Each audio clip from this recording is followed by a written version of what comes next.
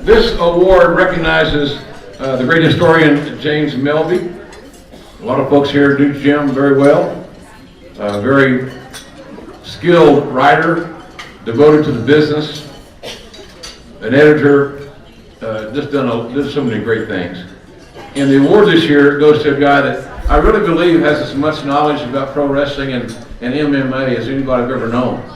And that covers a lot of ground for me at 40-something years in the business. I'm very impressed with what the business that Dave has built. He's an amazing, he's not only just a very bright, intelligent man as it looks at the business, has some great mentors, including Paul Bosch, but he is an entrepreneur. So for any businessman or any independent wrestler, what you are, you're an entrepreneur. You are your product. You are your industry. So Dave has built an amazing industry with the Wrestling Observer. He will be presented tonight by his cohort in crime, Bryan Alverez. How's it going, everybody? Bryan Alverez, Dave, I listen to it every day. I'm a loyal listener. So I'd like to bring up Bryan and Dave, and let's get this show on the road. Dave Meltzer, the winner of the James C. Melby Award. Bryan Alverez, his presenter.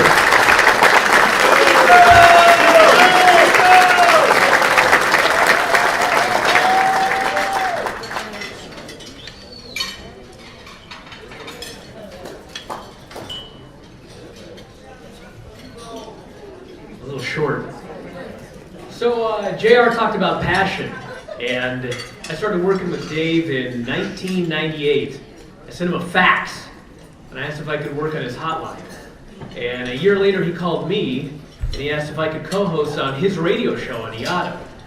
And since that time, we've been working together every single day, I believe.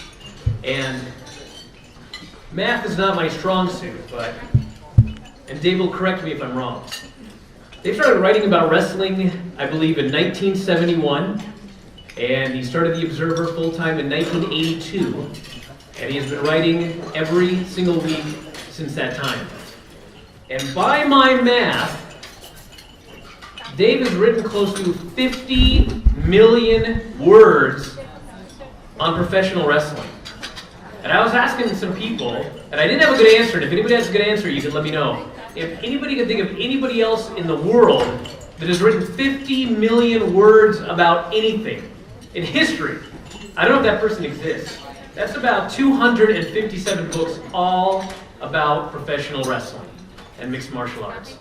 And so there are few people in this world who work as hard as Dave, and there are few people in this world who love pro wrestling as much as Dave. So I'm very happy for him to receive this award. And Dave, take us through your career.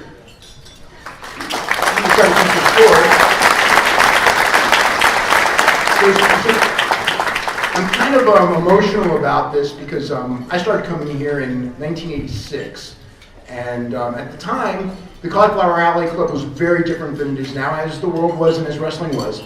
And it was in Studio City, California, and it was pretty much all older wrestlers. And there was, fans really were not allowed in at that time, and the only reason I got in was because Paul Bosch invited me to come. He just goes like, just come to this thing. I invite you, you're going to be my guest, you're going to sit at my table. And I wasn't going to say no to Paul Bosch. And I never really knew why he invited me at that time, but with hindsight, I kind of figured it out because I would sit there with Paul Bosch, and there were all these legendary wrestlers from before my time, from the 40s and 50s and 60s, and even going back further than that, and they would walk by, and Paul Bosch would go, "That's Doc Gallagher," and he would tell me a little bit about Doc Gallagher. "That's Billy Darnell, he was Buddy Rogers' big rival." And there's Clara Mortensen. I didn't know who Clara Mortensen was, and he was just like, Clara Mortensen was the women's champion before Mildred Burke, who was the champion before Moolah. And looking back, it's like, I met Clara Mortensen, which means nothing in the real world to a lot of people, but years later, I'm thinking like, that goes way back. And then here, at the Cauliflower Alley, met Buddy Rogers and Lou Thez and these giants of the industry. And wrestling, when you really study professional wrestling, the history of professional wrestling is so fascinating, it's so detailed, there's so much stuff, and it doesn't get the recognition that the history of, baseball. I grew up watching baseball, that type of stuff, where you could read all these history books and learn about Babe Ruth and Tris Speaker and people like that. With wrestling, it really didn't exist. And I want to make mention, before I go on, there's a lot of people in this room I want to thank. And the first thing I want to thank also is anyone here who has ever subscribed to The Observer or currently subscribed to The Observer, thank you, you made my life. I'm so appreciative of you. It's your support that has allowed me to, do what I've been able to do for all these years and learn and analyze and just follow the businesses deeply and hopefully teach history and learn about the present and the world through professional wrestling. So I want to thank everyone who's ever subscribed first. I want to make mention of Steve Yohe, who's back there with the Destroyer. When it comes to history, I mean, there was, up until whatever years ago, there was very little history written about professional wrestling. And Steve Yohe, and he's not the only one, there's a group of people who go through old microfilm and microfiche and all the old newspapers, and they basically unearthed, like archaeologists, the history of wrestling going back to what it really was, as opposed to 18th generation changed re-stories and things like that. So I want to thank Steve, because without him especially, I mean, we'd have a vague knowledge of professional wrestling history, but we really have a lot better knowledge now because of it. I also want to thank Jim Melby, because this is a word he's named after, because I did a newsletter in 1971, and I sent a copy to Jim Melby in early 1972. He wrote something that, wow, this is really good. And I was a young kid, and a couple of people started sending, I charged $0.25 for the thing. A couple of people started sending in $0.25, and I kept writing it. And, if it wasn't for Jim Melby putting me over, my life would be, who knows what. It'd be a completely different life. So I want to thank that. Bryan, since you're here, I know how hard you worked to get me here and do this, and I am so appreciative. I'm so appreciative of you for this, to be able to be here because of just what Cauliflower Alley Club meant to me as a very young kid, getting to meet all these people. And Gerald, and is Kyle Klingman here? Kyle, okay, there. Okay, I want to mention them because they brought me to Waterloo last year for Jim Melby Award there. They have one as well, and their Hall of Fame, the Hall of Fame in Waterloo is something that everybody should go at least once to that Hall of Fame. It's a really cool place, and I was honored. And of course, in life, you never know what's going to happen in life, but my parents just loved to go in there and meeting people and seeing the world of wrestling. They were not wrestling fans, but they met Luthez' wife, and so my mom and my dad meeting Luthez' wife was so big, and she picked us up from the airport, and it was just like, my mom was beaming. And my mom, on my birthday this year, as some of you know, had a stroke. Thankfully she's still alive, and she's been running around at the convalescent home, and just going, my son's going to the Cauliflower Alley Club. He's being honored by the Cauliflower Alley Club, and she's told those people, and there's actually people there who kind of know about it. And she's not able to be here, and I'm glad she was able to come last year. It was, the timing worked out really well. So wanted to say all that. I would like to also mention that Bryan, of course, Bryan has helped me so much. Bryan's like a brother to me. Where are you? There you are. Okay.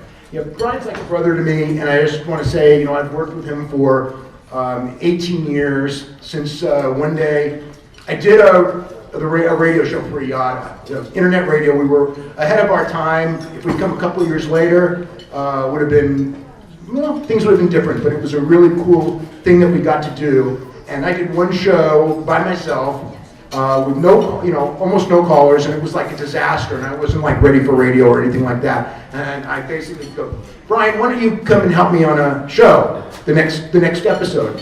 And so he ended up being my co-host. He was there for every episode for a couple of years, and it morphed into what we're doing now with our internet podcast, and we were ahead of the curve on that. I wish we'd started a couple of years earlier, but it's worked out very well for all of us. I also want to mention another person very important to me in my life, which is Frank DeFord, who's maybe the greatest sports writer of our generation. And when I was in 1989, he knew Dick Ebersol and he knew John Sherba of the LA Times, and he decided that he was going to be the first. He was doing a national sports newspaper, which didn't last very long, but he wanted to do a pro wrestling column, and they said, you know, Dave Meltzer is your guy. So he hired me to do that, and that was a big turning point as far as it helped my subscriber base a lot. It enabled me to make a living covering pro wrestling. And Frank DeFord has said so many nice things about me over the years. And it's so humbling, honestly, what he has said. You know, I remember once when he gave a speech, and Bryan Pillman, who was a great pro wrestler of another generation, was at the speech. And Bryan Pillman knew me and kind of went up to him and just goes, you know, kind of ribbing, and goes, "What do you think of Dave Meltzer?" And Frank was just like, you know, Dave Meltzer's one of the greatest sports writers there's ever been. And he meant it, and it was just like, oh my God, wow. There's a lot of people who were, you know, helped me early on. Larry Matisic is a name that a lot of you would know. I do want to mention him. A really good guy, a really honest guy, and great knowledge. Was taught by Sam Mushnick, one of the great promoters in the history of professional wrestling. And you know, he was really instrumental in helping me navigate through the waters when I knew nothing. And even more, I want to mention Terry Funk, who is not here. And I think that of almost anyone, I would have loved for Terry to be here. I'm sorry that he can't, but I want everyone to know that Terry Funk, I mean, it's like, I've seen thousands and thousands of professional wrestlers, and we all have, and I don't want to ever say who was the best, but Terry Funk is in that elite club, but there are things that Terry Funk did that he was better at than any wrestler I ever saw, whether it came to reading the crowd, and he had so much heart, and he worked. I mean, the guy could go out there 60 years old, 70 years old, he'd find a way to entertain people. He's an incredible performer, and I just, you know, he would never really tell me anything. He would give me riddles, and he'd go like, you gotta figure it out for yourself. And it used to take me years to figure out his riddles, but eventually I would figure it out, and I'd go like, so that's what he was telling me 10 years ago. It was really, you know, just really fascinating. And I thank Jim. I want to thank you for just, everyone knows, just a great ambassador of this business, a great person for this business, and you know, you've all had a tough year, and Jim, I'm so glad that you're here.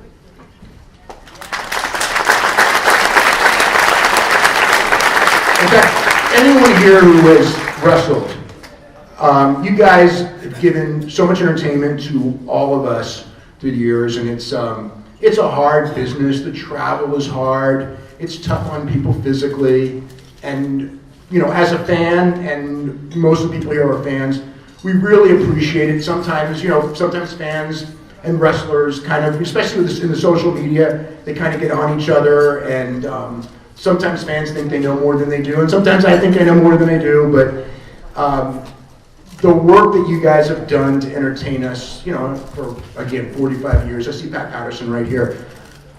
You know, when I was growing up, I was actually you know, in my neighborhood, I wasn't the first kid who was a wrestling fan. All my friends were wrestling fans first. I played baseball with a bunch of kids, and at 4:45 on Saturday, baseball was done. We rushed home to watch big-time wrestling. Pat Patterson was one of the big stars.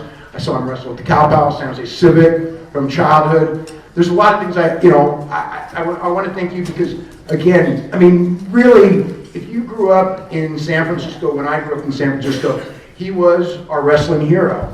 And at the time, you know, he was our wrestling hero, but we didn't know. I mean, now, you know, I mean, as far as 40 years later, when I can kind of think back on my childhood and the matches that I saw, you were great. I mean, everyone knows it, but it's like, you know, it's like, I think that, you know, people who haven't seen it, God, I wish that there was videotapes of your stuff. And I know people who probably can go and see the Pat Patterson's Arthur Slaughter match. When I was in college, I used to bring videotapes to college, and we would watch matches. And I saw the Pat Patterson Sergeant Slaughter match at lunch probably 20 or 30 times with all kinds of college kids. You know, they all grew up with Pat Patterson anyway. And, but that was such a classic psychological masterpiece of professional wrestling brawling. And I see Sarge right here, right behind you. And, you know, let me tell you something, man, when we were in college, it's like, you know, Pat Patterson and Sergeant Slaughter, Ric Flair and Kerry Von Erich, Tiger Mask and Dynamite Kid, Brody, Bruiser Brody, I saw Barbara here, and Terry Funk. I mean, we watched this stuff over and over again. Jerry Lawler, Dutch Mantel, those are some of the matches that I remember. And I just want to, for you guys who are younger wrestlers, I'm not the person to be giving any advice to people about wrestling because there's friggin' guys like Gerald Briscoe and Sarge and Patterson who, you know, they know it all. They've, for decades, seen everything. But I know guys, they work so hard to entertain us, so hard to get noticed. The standards of athleticism is so high in professional wrestling now. And the only thing, and I mean, and it does relate to something that we just saw with Katsuyori Shibata. Guys, please protect your heads and neck, okay? I mean, like, I know a lot of times older wrestlers will tell guys stuff, and the guys won't listen because they just want to get over. And I understand that, how hard you want to make a name for yourself, but just please protect your heads and neck. And support your local wrestling. I mean, WWE is great, but there's more to wrestling than just WWE, and everyone here knows that. It's all over the world, and sometimes, you know, I think that older fans sometimes will go, oh, you know, the wrestling that we grew up, you know, on was great, but I don't like this kind of wrestling. It's like, you know, that there is so many different forms of professional wrestling out there right now. And if you just experiment, you're probably going to find something somewhere in this world. And this world is a smaller place than it's ever been with the internet. I can watch Friday Night Arena Mexico live. I can watch stuff from Japan live. I mean, it's like I used to wait weeks for videotapes. I can watch every WWE show for, you know, $9.99 a month. Come on, you know, like multiple shows. I mean, pay-per-views, and it's just like it's a really cool time. There's, you know. I mean, you know, there's so much product I can't keep up with it. So, and I feel so guilty because I want to.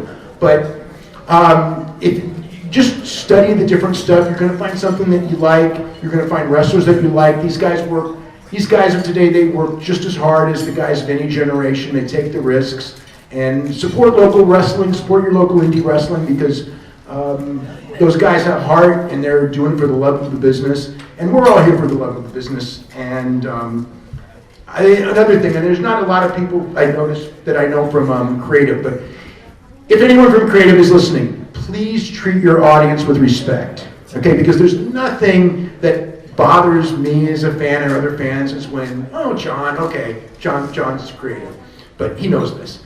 But there's nothing that like just is a disconnect where someone will go, and I've heard creative people do this, go, it doesn't matter, they'll buy anything, okay? And I know, Pat, I know you don't think that way.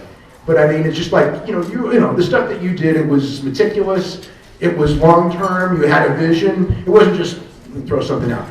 And it's like, you know, you can't always have great long-term this and that, but just treat the fans. The fans want to be able to see this as a believable product. You know, it's not like convincing them that it's real, but when you're watching that TV for 2 hours or 3 hours, you don't want to be slapped in the face that this is cornball. And, you know, there's room for comedy. Comedy's great. But just remember that the fan there, it's like he's watching a movie, and don't make fun of him for being a fan of the movie. And I guess that's about the one thing that I want to say. And again, all of you guys that are here, thank you for coming. All of you guys that have worked in the business, thank you for all that you've done. And I know we all have something in common. The business it's been my life, it's been Bryan's life. Jim Ross here, you know, he's given us a wonderful life. And just appreciate it and appreciate everybody's hard work. And that's it.